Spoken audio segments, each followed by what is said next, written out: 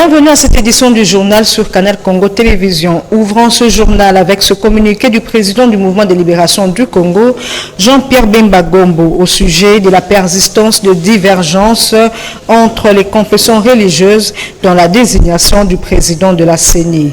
Jean-Pierre Bemba qui exhorte les confessions religieuses à maintenir leur rôle de l'Église au milieu du village, les implore à se surpasser et mettre à profit les dernières 72 heures leur accordées par le président de l'Assemblée nationale. Gisèle Etoko revient sur les grandes lignes de ce communiqué.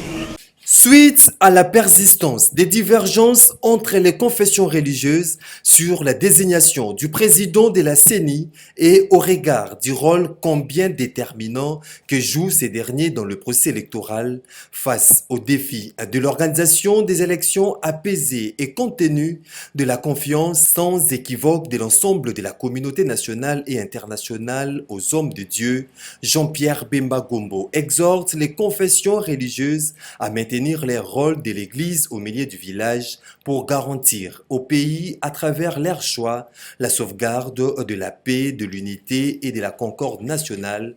Les crises post-électorales sont à la base du retard de développement qu'accusent nos pays africains. Le président du MLC encourage donc les confessions religieuses à œuvrer pour des élections démocratiques, transparentes et inclusives afin de permettre à la RDC d'atteindre le développement économique et le progrès social. Pour ce faire, Jean-Pierre Bemba implore les confessions religieuses à se surpasser et mettre à profit les dernières 72 heures accordées par le président de l'Assemblée nationale en vue de désigner par consensus le futur président de la CENI. Avec Dieu, nous vaincrons.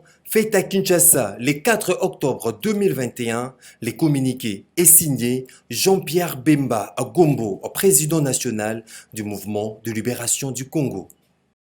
Malgré l'ultime délai de 72 heures leur accordé par le président de la Chambre basse du Parlement pour trouver un consensus au sujet de la désignation des futurs animateurs de la centrale électorale qui expire ce lundi, toujours pas de compromis trouvé, les confessions religieuses n'ont pas siégé ce lundi. En effet, les deux confessions religieuses, ECC et SENCO, demandent aux 6 autres de proposer un autre candidat à la succession de Corneille à la CENI. En tout cas, les 6 confessions religieuses, elles, maintiennent leur position d'avant, affirment que le travail a déjà été fait et qu'il suffit pour la SENCO et l'ECC d'y adhérer. Les 6 autres confessions religieuses étaient en conférence de presse ce même lundi, suivaient tour à tour le pasteur Dodo Kamba et Eric Nseka au micro de Gisèle Etoko. Autre chose, la rentrée scolaire édition 2021-2022 est bel et bien effective. Le ministre de l'enseignement primaire, secondaire et technique, Tony Mwaba, a donné le go à Mbujimayi, au Kasaï oriental, à l'école Kabongo 1 dans la commune de Dibindi. Autre précision dans ce reportage. Je sais qu'on est confronté à beaucoup de défis. Avec la gratuité de l'enseignement, nous avons ces problèmes de surpeuplement des classes. J'en suis témoin ce matin. Le ministre de l'enseignement primaire, secondaire et technique, Tony Mwaba, a procédé au lancement officiel de la rentrée scolaire édition 2021-2022 à Mbujimayi, dans le Kasaï oriental. C'est au cours d'une manifestation officielle organisée à l'école Kabongo 1 dans la commune de Dibindi, en présence de plusieurs autorités politico-administratives de la République, mais aussi celles du secteur de l'enseignement.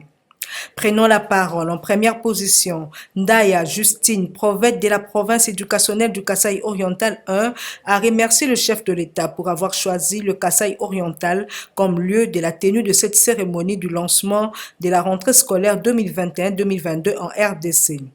La prophète de la province éducationnelle du Kasaï oriental 1 a aussi loué les efforts fournis par le ministre Tony Mwaba dans le secteur de l'enseignement en République démocratique du Congo. Pour sa part, Jeannette Longa Moussouamba, gouverneur intérimaire du Kasaï oriental, a dit sa gratitude au président de la République Félix-Antoine Tshisekedi pour la gratuité de l'enseignement primaire à travers la RDC. Pour elle, cette décision de la gratuité est salvatrice pour toute l'étendue de la RDC en général, mais aussi pour la population du Kasaï oriental, parce que beaucoup d'enfants de la province n'étaient pas scolarisés. Ainsi, dans son mot de circonstance, Tony Mwaba a dit merci au premier citoyen congolais Félix-Antoine Tshisekedi et le premier ministre Jean-Michel Samalou Kondé pour leur implication dans ce secteur afin que la rentrée scolaire soit effective à travers le pays. Ceci dit, à vous tous, je compte sur l'expérience et l'expertise des uns et des autres pour une participation active à la réussite de cette année scolaire 2021-2022. C'est sur ces mots d'espoir que je déclare ouverte l'année scolaire 2021-2022 et je souhaite bon travail et plein succès. Je vous remercie. Plusieurs personnalités politiques, notamment les députés nationaux, provinciaux et sénateurs de l'espace Kasaï, ont pris part à cette cérémonie officielle. Plusieurs écoles de la capitale Kinshasa ont ouvert leurs portes ce lundi 4 octobre 2021, date retenue pour la rentrée des classes édition 2021-2022. Quelques élèves approchés affirment avoir étudié malgré que le quorum n'était pas atteint. Ils ont été interrogés par Bob Nzamba. Suivez. Plusieurs écoles de la capitale Kinshasa ont ouvert leurs portes ce lundi 4 septembre, rendant ainsi effective la rentrée des classes pour l'année scolaire 2021-2022. Les élèves du complexe scolaire Révérend Kim, de l'Académie des Beaux-Arts et du collège Elikia par exemple, étaient présents à cette première journée de la rentrée des classes comme exigé par le ministre de l'EPST Tony Mwaba. Mais quand même, un peu. Mais les élèves étaient nombreux dans des salles de classe? Non, pas vraiment tous. Il y a toujours des élèves qui ont des soucis à venir avant, mais il y en avait au moins. Pour cette rentrée, comme je passe en 4e année, je n'étais pas au courant de tous les cours qu'il y avait. Mais on a fait la maths de certains cours. On peut dire plus de la moitié des cours. Il y a d'autres profs, mais tous les profs sont au moins passés pour dire quel cahier était nécessaire.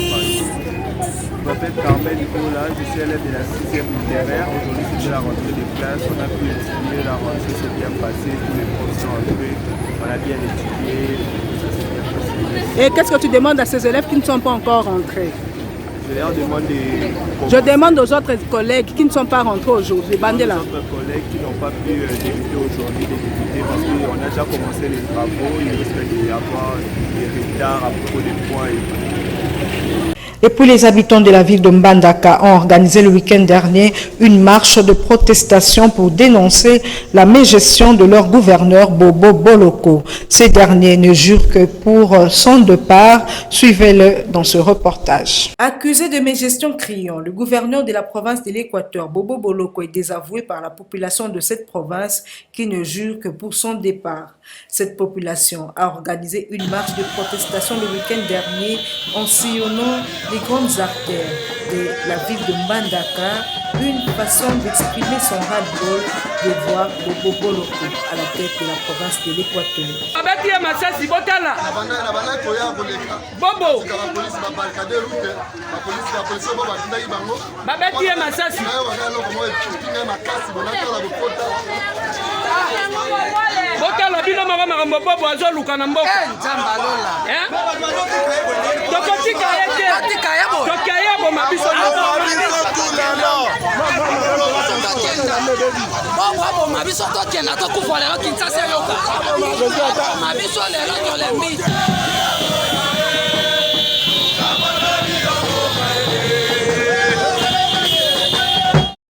Les militantes et militants du mouvement de libération du Congo de Jean-Pierre Bemba ont assisté le week-end dernier à l'inauguration de la boulangerie et pâtisserie La Samba à Kinkole, dotation du député national MLC Clovis Samba en faveur de la population de la commune de Lansele.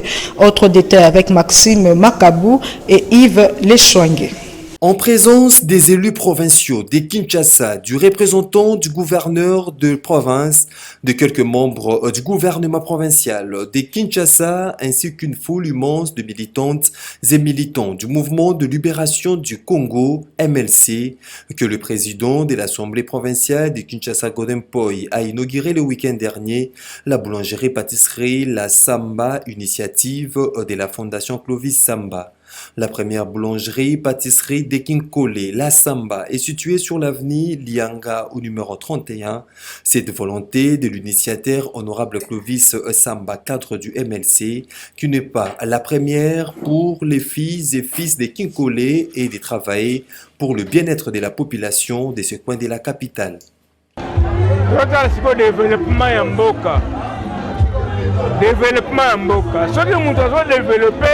Mboka betele maboka sana moyen na ye kanisi o Clovis Samba sale biso ka Kinkole to dane sengo na makasi biso bala Kinkole to sepeni makasi na nyasi o asale biso a continuer kaka musala o nzamba pambola ba kisele ya mingi akende pena liboso. Les bienfaiteurs de la population de Kinkole, Clovis Samba, de préciser. O pesinga mbisi na kolia mais soko la singa musala na kokufa nzala te. Ngai na pesi bato mosala ya kitoko ya lokumu kwa kolamba mapa eleki kusala nyonso ya mokili pote Yesu pona akabola na mokili apesaki bato lipa Yesu na kati ya zamba nesobe atombolaki kaka mapa nga na bite lipa ezai na signification moko monene na mema yango na population na nga esele bato mosusu babele na bandaki balobaki eza indien te ezali mwana Jean-Pierre Bemba Gombo somi ekolo le politicien à la taille de son pays na yebaka su bakoma kobenga ete. Notez par ailleurs que l'ouverture de cette boulangerie-pâtisserie La Samba a créé plusieurs emplois dans cette cité d'Ekinkole, a-t-il dit. Plus qu'une boulangerie, un lieu de vie pétri d'ambition et de convivialité pour la cité de pêcheurs. L'élu pour les comptes du mouvement de libération du Congo, Clovis Samba, pense encore faire plus pour sa base politique. La structure d'appui au mouvement de libération du Congo de Jean-Pierre Bemba, la dynamique Métropole Djunga, a procédé le week-end dernier à l'installation officielle des membres de son comité directeur de la Fédération de Kasavubu, une structure qui se veut être le porte-étendard de la vision politique de Jean-Pierre Bemba. Encore une fois de plus, Maxime Makabou et Yves Lechouangue signent ce reportage. La dynamique Maître Paul Djunga a désormais une nouvelle fédération dans la commune de Kasavubu et la cérémonie officielle d'installation de membres du comité directeur a eu lieu samedi 2 octobre 2021. Dans son adresse, le secrétaire général de la dite dynamique Justin Kabea d'indiquer que cette installation officielle de la fédération des Kasavubu est une occasion pour la dynamique Maître Paul Djunga de travailler main dans la main pour construire une FUNA unie et forte, et c'est malgré les divergences qui s'y invitent souvent. Ainsi rappelle-t-il les objectifs de la dynamique Maître Paul Djunga, assainir et s'engager dans une bonne cohabitation avec les autres associations et structures d'appui du mouvement de libération du Congo de Jean-Pierre Bemba. Les vraies raisons de l'existence de la dynamique, c'est quoi? La dynamique est là par l'esprit de son visionnaire qui est Maître Paul Djunga, celui de pouvoir accompagner la vision, d'abord, premièrement, celui de son leader politique qui est Jean-Pierre Bemba Gombo. Présent à cette activité, le président national de la dynamique, Maître Paul Djunga, a de prime abord remercié les filles et fils de la commune de Kasavubu qui ont répondu présent à cette activité. C'est avant de préciser que cette dynamique est née dans le but d'apporter sa pierre dans le développement de la circonscription des Funa et se veut être le porte-étendard de la vision politique du président national du MLC, Jean-Pierre Bemba, et pour y arriver, dit-il, cela nécessite la participation de tous. De vous parler aussi de ça et de vous dire que vous n'êtes pas obligé d'être membre de la MLC, non. Nous sommes ici, tous les partis réunis. Mais moi, je me ferai ces devoirs-là, en tant que MLC, de vous convaincre de venir vers le MLC, sans vous obliger par rapport à la participation à la dynamique. C'est un peu ça le but, c'est pourquoi nous nous retrouvons ici, et puis avec Batrapoa. La dynamique Maître Paul Djunga compte s'implanter à travers toute la circonscription de Funa en vue de hisser haut les drapeaux du mouvement de libération du Congo. Autre chose, le monde entier célèbre ce 4 octobre la journée de l'architecture et c'est sous le thème « Concevoir l'avenir de l'habitat humain » que cette journée a été célébrée en RDC par l'Ordre national des architectes. Brunel Joseph Kananga Jibale, président national des architectes, a saisi cette occasion pour expliquer à l'assistance qu'il n'y a pas une quelconque crise au sein de ces structures. C'est un reportage signé Doudou Montiri et Moron Djambi. Célébrée ce 4 octobre 2021, la Journée internationale d'architecture a été créée dans le but de reconnaître le travail accompli par les architectes et à célébrer les grandes œuvres architecturales mondiales. L'architecture est extrêmement importante et les architectes ont le potentiel de façonner toutes nos vies grâce à leur labeur. Elles jouent un rôle essentiel dans la planification de l'avenir, le maintien de la croissance démographique et la résolution de nombreux problèmes sociaux. En RDC, les architectes sont regroupés au sein d'une structure dont Joseph Kananga en est le président. Il parle du fonctionnement de leur organisation. Nous avons voulu aussi changer un peu la façon de faire les choses. Avec tout ce qu'il y a eu comme de petits problèmes au sein de l'ONA, il était temps de profiter de la journée de l'architecture pour donner les topos généraux de ce qui se passe, afin que les gens soient éclairés. Parce que j'ai eu des questions comme quoi il y a un problème de légitimité, il y a un problème de bipolarisation, il y a un problème de ceci, bicéphale et tout ça, toutes ces expressions. J'ai dit l'ONA n'a jamais été divisée. C'est juste une frange des architectes qui considèrent qu'ils sont au-dessus de la loi, qui marchent contre les arrêts du Conseil d'État qui a suspendu les élections. Et nous sommes en justice. Qu'on laisse la justice trancher. S'ils ont raison, on va les accompagner. Et s'ils n'ont pas raison, on va voir qu'est-ce que les verdicts que la justice va nous réserver. Donc on a voulu faire un peu cet aperçu de ce qui s'est passé l'année passée comme thème, les thèmes de cette année, et faire aussi la cure d'âme, je peux dire, de l'ONA en général. Le ministre Pius a hérité d'un autre ministre qui était avant lui. Mais lui, il peut avoir de bonnes idées, mais ça doit être validé par le gouvernement, le Conseil des ministres. Les ministres ne peuvent pas prendre une décision comme ça pour mettre deux institutions en marche et les animateurs seuls. Il doit être accompagné. Mais le problème maintenant, il faudrait que le Premier ministre s'implique. L'architecte intervient sur la réhabilitation, l'adaptation des paysages, des édifices publics ou privés à l'usage d'habitation professionnelle, industrielle, commerciale. L'architecte répond aux attentes de chaque usager en veillant au respect de l'intérêt collectif. En société, pénurie d'eau au quartier Joli Parc dans la commune de Ngaliema, ajouté à cela le manque d'infrastructures routières. Voilà le calvaire quotidien des habitants de ce coin de la capitale, ne sachant plus à quel sens se vouer. Ceux-ci lancent un SOS aux autorités publiques en vue de solutionner ce problème. Reportage Florim Benga et Dedi Mujinga. Ça fait presque 3 mois que la régie des eaux n'arrive pas à desservir en eau potable les habitants de l'avenue Ekboka au quartier Joli Parc dans la commune de Ngaliema.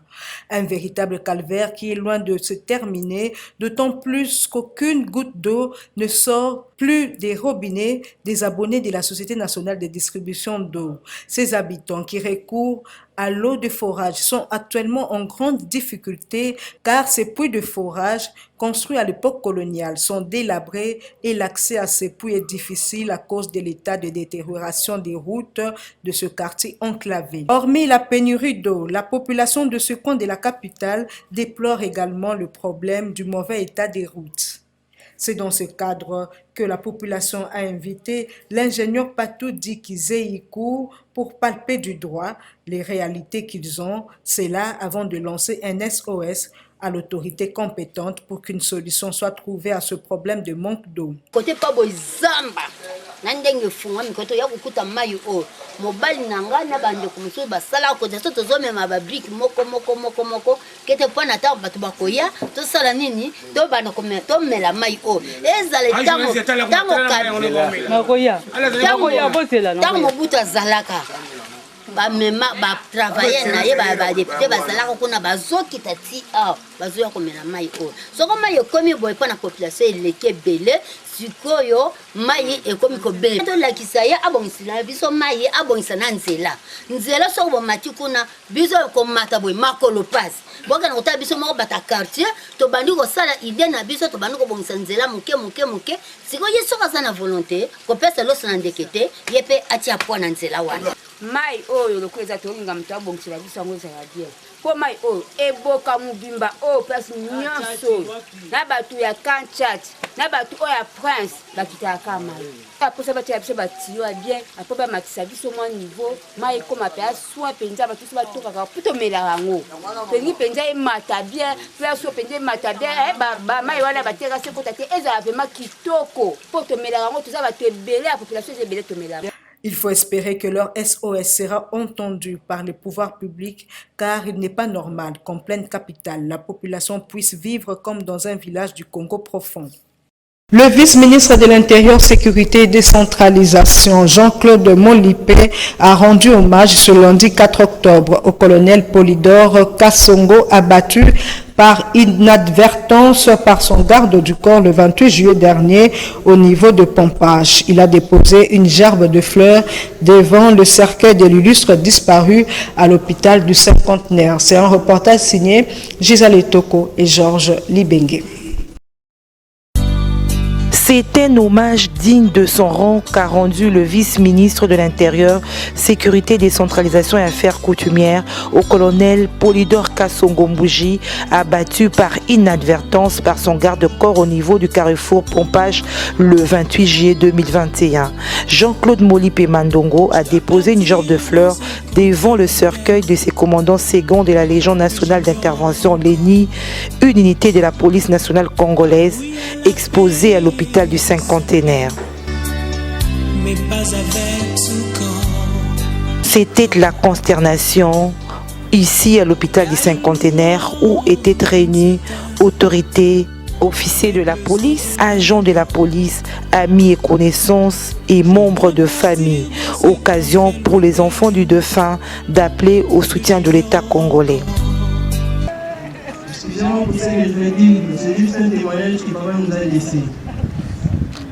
Vous savez, quand il était en vie, papa ne nous a jamais montré une vie de facilité. Il nous a toujours demandé de se battre pour obtenir ce que l'on veut. Il est toujours mettre le Seigneur à notre côté afin de réussir. Et ce que je regrette aujourd'hui, et la personne qui l'a tué est venue comme un chrétien.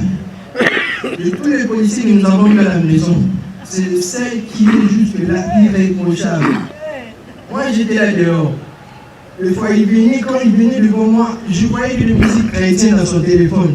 Je n'ai jamais entendu ou écouté la musique d'un musicien pareil dans son téléphone. Nous faisons croire qu'il était soi-disant un chrétien. À moins que je puisse me tromper, pardonnez-moi. Il venait chaque fois le soir. Tous les autres, je savais qu'ils avaient leur vie, ils buvaient, ils prenaient de l'alcool. Mais lui, je ne l'ai jamais vu prendre même.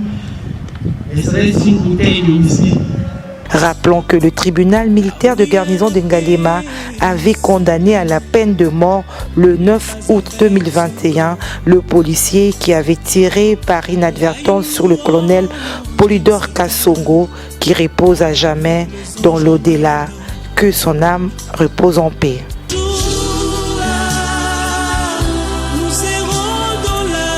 Lisons à présent les journaux parus ce lundi 4 octobre 2021 à travers la capitale dans une revue de presse signée Maxime Macabou.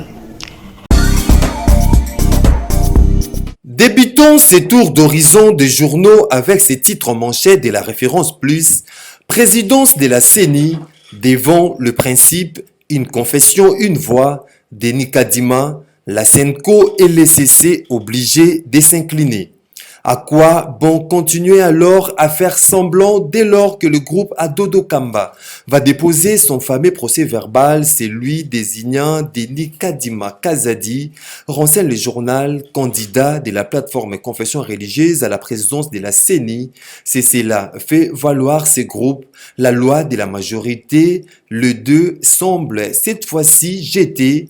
Plus rien devrait retenir ce qui ne jure que par Denis Kadima qu'il y ait ou non des accointances politiques avec le pouvoir en place. Cette semaine renchérit la source.